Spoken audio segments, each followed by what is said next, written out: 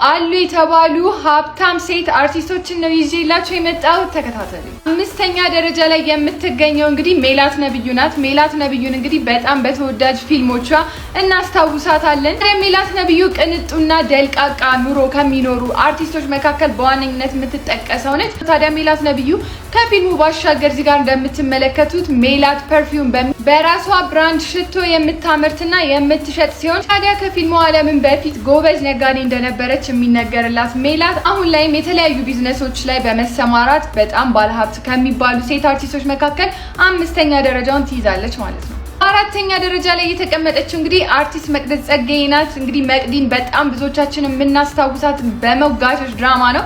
ሞጋቾች ድራማ ላይ ስትመጣ ግን እሷ አርቲስት ብቻ ወይንም ደግሞ ተዋናይ ብቻ ሳትሆን ፕሮዲውሰርም ነው የነበረች። ሞጋቾች ድራማንም ፕሮዲውስ ከማድረጓ ወደ ፊልሙ ዓለም ከመቀላቀሏ በፊት ለረጅም ዓመት በአሜሪካ ላይ ቢዝነስ ስትሰራ ስትማር ራሷን ከፍ ስታደርግ የነበረች አርቲስት እንደነበረች ይነገራል።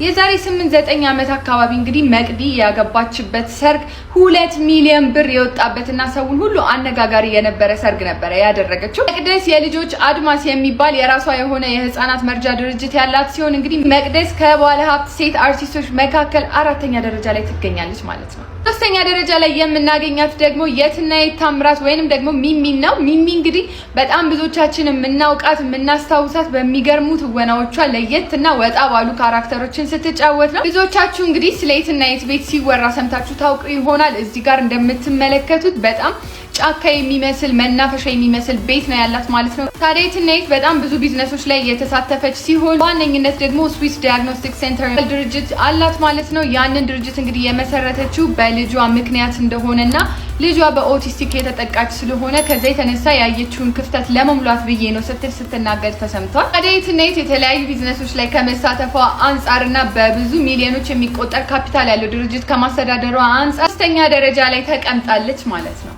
በሁለተኛ ደረጃ ላይ የተቀመጠችው እንግዲህ ሃናን ታሪክ ናት። አርቲስት ሃናን ታሪክን እንግዲህ በጣም ብዙዎቻችን በሚወደዱ ሙቪዎቿ እናስታውሳታለን።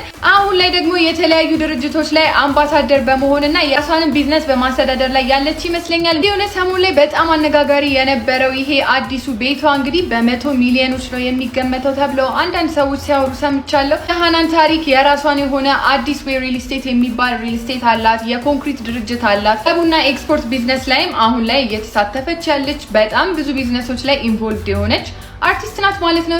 ከዚህ የተነሳ በብዙ ሚሊዮኖች የሚገመቱ ድርጅቶችን ስለምታስተዳድር በሁለተኛ ደረጃ ላይ ትቀመጣለች ማለት ነው። በአንደኛ ደረጃ ላይ የምትገኘው እንግዲህ አርቲስት ማህደር አሰፋ ነች። እንግዲህ ማህደር አሰፋን በጣም ብዙዎቻችን የምናውቃት በሰው ለሰው ድራማና የተለያዩ ፊልሞች ላይ በትወና ብቃቷ ነው ማለት ነው። ላይ ብዙ አትታይም ማህደር አሰፋ በትወናውም ይሁን በተለያዩ ነገሮች ላይ ብዙ የማናያት ማህደር ግን አንዳንድ ፊልሞችን ፕሮዲውስ እንዳደረገች ይነገራል። ታዲያ እንግዲህ ብዙዎች ማህደር ሀብታም የሆነችው ወይ ደግሞ የሀብቷ ምንጭ ሼክ አሊ አላሙዲንን በማግባቷ ነው ይላሉ። እሱ ብቻ አይደለም። አሁን ላይ ማህደር አሰፋ የሸራተን ድርጅትን የምታስተዳድር ናት ተብሎ የሚወራ። ታዲያ ማህደር የራሷ የሆነ የግል ፕሌን እንዳላትም ይነገራል። ከዚህ የተነሳ እንግዲህ ከሴት አርቲስቶች መካከል በሀብት አንደኛ ናት ተብላ ተቀምጣለች ማለት ነው።